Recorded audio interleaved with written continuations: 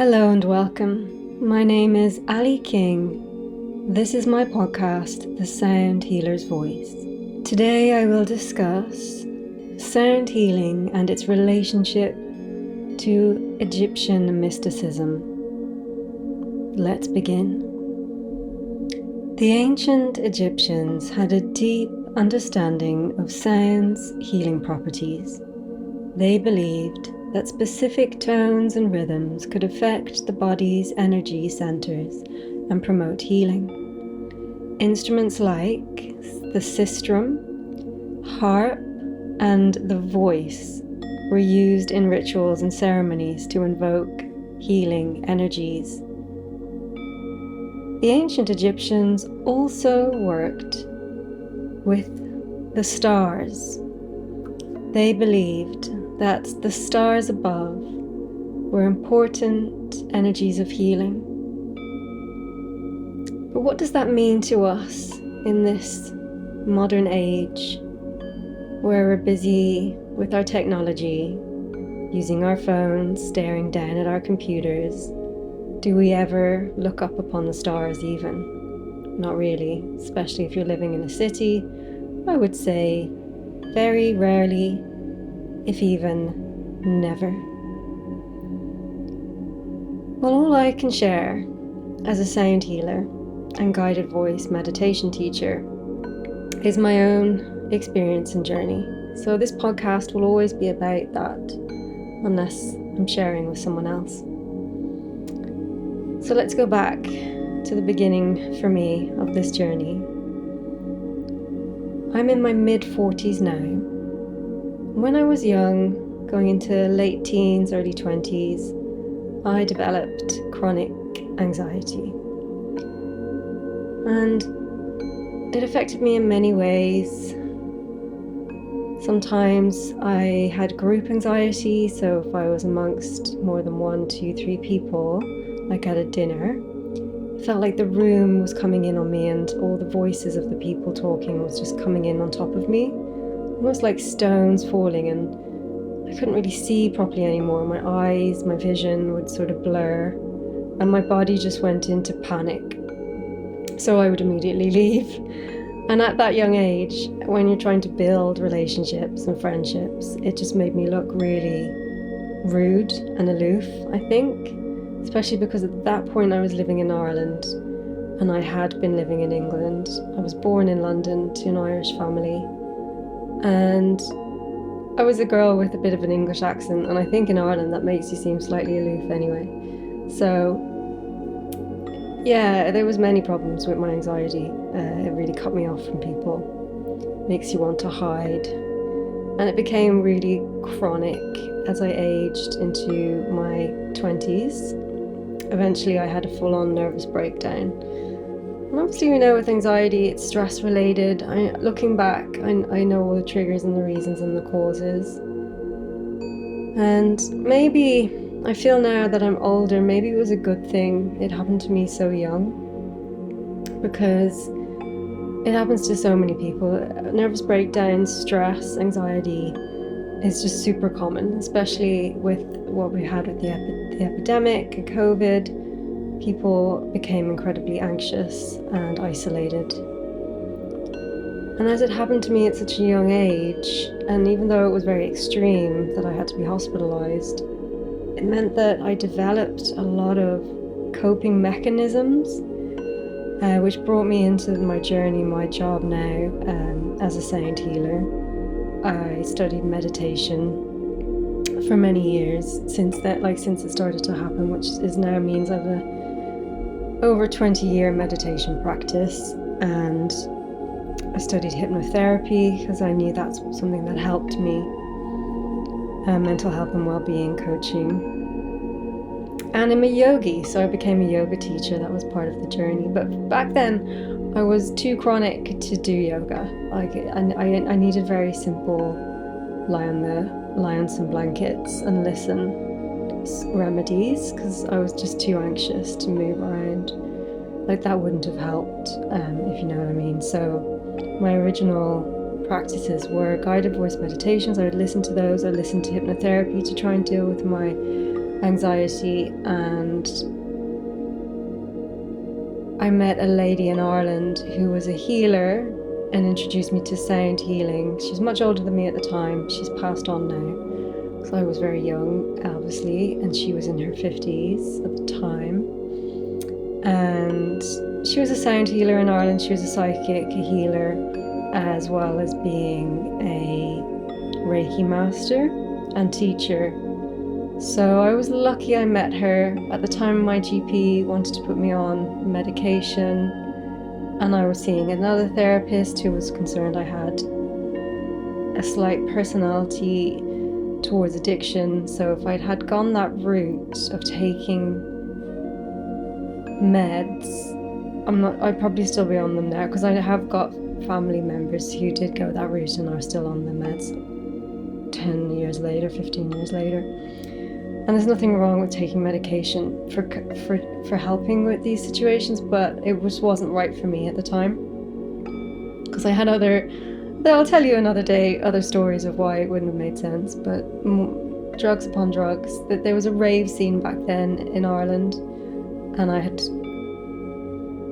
been enjoying that culture, so to speak. So I really needed to not take drugs, let's say. I needed no drugs in my system. So the healer, let's call her, I'm not going to give her a special name. I'm not sharing her real name to protect her family, just for her privacy, but let's call her Sarah. I was sent to her by a friend, and she introduced me to sound healing and guided voice meditation, which is what I teach now. And it just had the most profound effect on my body and mind and spirit and soul. I had tried so many avenues to heal my anxiety, different therapists, different holistic therapies, and it just becomes so expensive. Spent every penny I had on all these things. To this day, I don't own my own house because I think I just had invested so much in my mental health. And that's okay. I have great mental health now, so it's worth it. Sometimes your health and wellness is more important than owning bricks and mortar. And this lady, Sarah, she used to have circles with women. I was the youngest, so the people that came to her tended to be older women in their 40s and 50s. So there's a little on me and these women, and we'd come together in circles, listen to sound healing and guided voice. And we'd go, I realized then that I had this ability, I guess it's a gift, to, when I meditated like that and listened to sounds and guided voice, I could safely leave my physical body as if you're falling asleep, but I wasn't asleep. And I could do astral plane journeys, which means that your soul can go upwards into different dimensions. And I was able to do that immediately as I started meditating with this woman. And Egyptian mysticism was part of my journeys, as if I was going off to visit these Egyptian angels, or I did, I suppose, to explain it. And on these journeys, I received a lot of healing, protection and guidance from Egyptian and a specific Egyptian goddess. So Egyptian mysticism is part of when I'm teaching sound baths, and not every sound bath, because I might have different themes with different sound baths, but I often work with the goddess of the stars and call upon her when I'm guiding my own sound baths now with my students, because I want to lead them and guide them on the journeys I was able to have 20 years ago, knowing that not all of my students are going to be able to just leave their body and go and have these experiences necessarily, but some of them do, and quite a lot of them actually do. And I feel like I was put on this earth to do that, essentially, to experience what I did, where I had, trauma, and then the answers and healing from my trauma was sound healing, guided voice meditations, and this wonderful journey of astral plane travel where I could find deep healing in other dimensions. And now I can share that, and that's my dharma, that's what I'm meant to do in life. Which doesn't always make my life very easy, because it's taken a long time to be able to work like this as I do in London, where I share lots of sound bath journeys. And sound's just become sort of a bit of a fashion, whereas before I used to bring my sound bowls to studios that were yoga studios, and sound bowls weren't used yet, like crystal bowls weren't fashionable. I used to get in trouble. This was like 10 years ago, get told off by the studio managers. So finally, it's all come full circle. If you are curious and would like to experience one of my sound baths, you can listen to them online. I often share snippets or full meditations on my YouTube, which is Ali Crystal Bowls. It is better, I feel, to actually come if you can. My next sound bath with guided voice meditation is July 21st in Fire and Alchemy in Shoreditch. Now, Fire and Alchemy is a studio that I adore. It has a cacao bar. It's a very spiritual space, very healing space. Cacao bar and crystal room, and a beautiful healing studio downstairs for the sound baths. So do try come and experience it with me, because it's a very profound feeling when you're in the room. I call upon the angels and the guides, and you really do feel that energy when you're on the journey with me. And this is a collective journey. It's special because of us as a group, a wonderful community come to my sound baths, and all you need to do is lie down, close your eyes. I'll play the crystal harp, crystal alchemy singing bowls, chimes. I have special grotto sonora Italian gongs, which are very deep, and these will help move you into these different dimensions. And the old Egyptians, the ancient Egyptians, they understood the power of sound and healing. When you go on a deep sound bath journey with someone like me who shares guided voice meditation with the intention of transformation, you're choosing to safely let go of your physical body. So you'll arrive at the ceremony. There might be cacao at the beginning, which is a ceremonial drink, a healing drink. Shamans often use them, or shamans could be pronounced. And cacao, I find, is exceptionally healing and very powerful, wonderful for your physical energy and opening the heart energy. And you'll just be invited to lie down, blankets over you, an eye mask. And if you were like I was back then, and you're holding on to any trauma, anxiety, physical pain, just worries about life, stress, just so normal, we all have that. I still go through my phases of it. I'm a human being after all. This is a chance for you to really safely let go and soften away those worries and pains. And your eyes will close. You'll be invited to listen to my voice and receive vibrational healing. And the Egyptians, they knew about the power of crystal and gemstone. One of their teachings was to try and pass that on.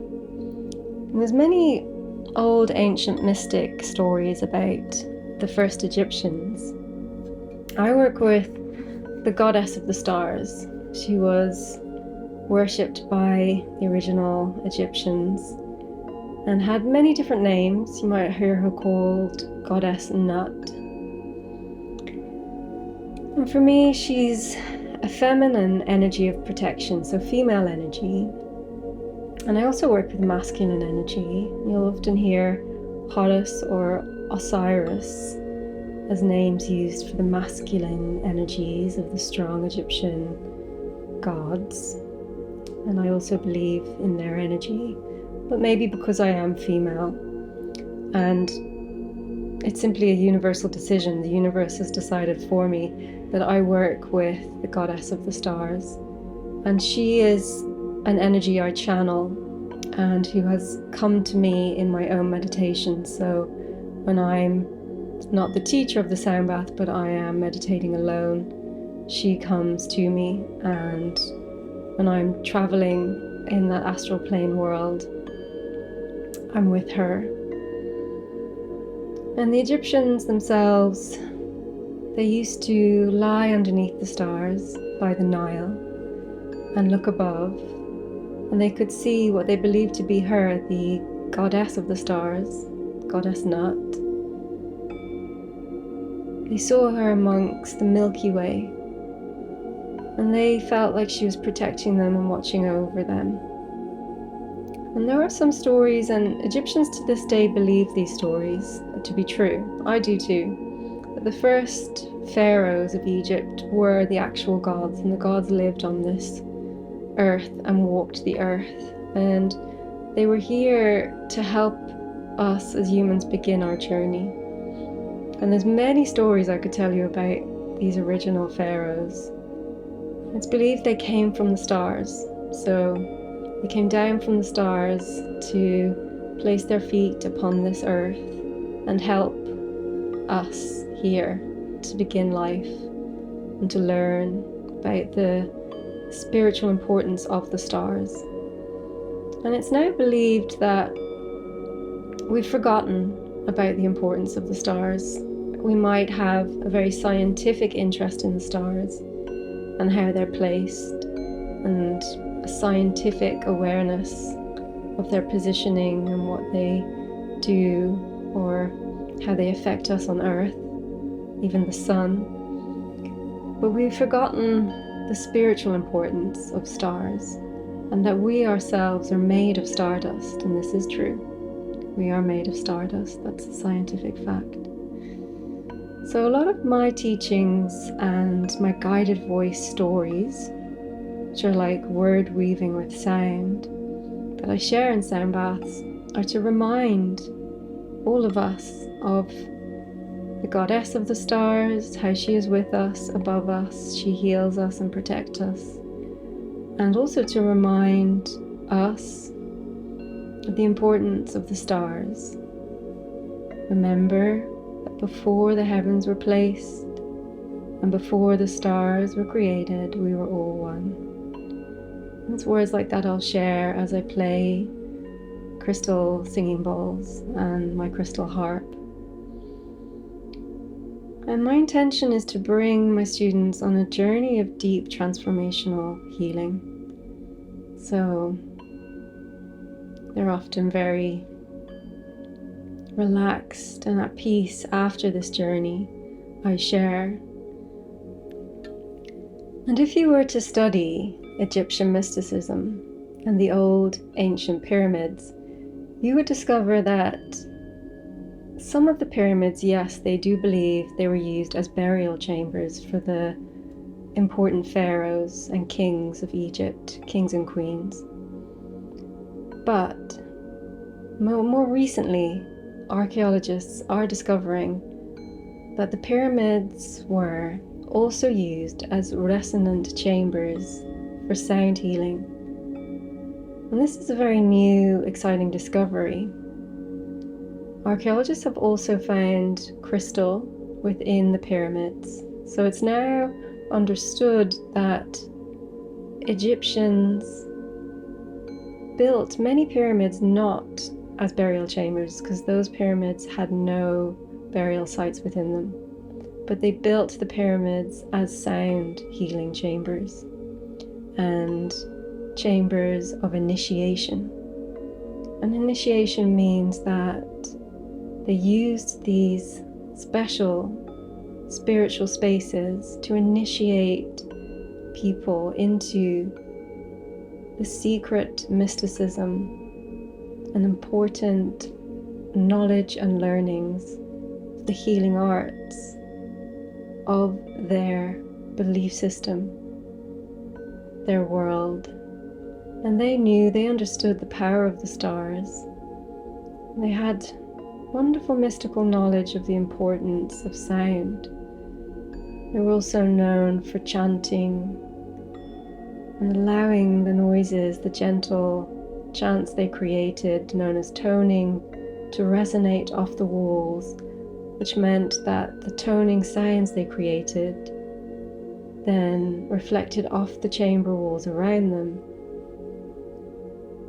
and were gently radiated like sonic sound tools of vibration back into the initiates' bodies. And we know that we are made of water as humans, about 70% or so, and the water within us is deeply affected by sound. If we study cymatics, you'll understand this even further. Science of cymatics. So there you go. That's some of my passion and love of Egyptian mysticism, the goddess of the stars. And you can learn more with me and educate with me either online on my platform soundhealercollege.com. You can complete a fully certified CMA Sound Healing Diploma with me online in your own time, or you can study in person with me 4 days to become a fully certified sound healer.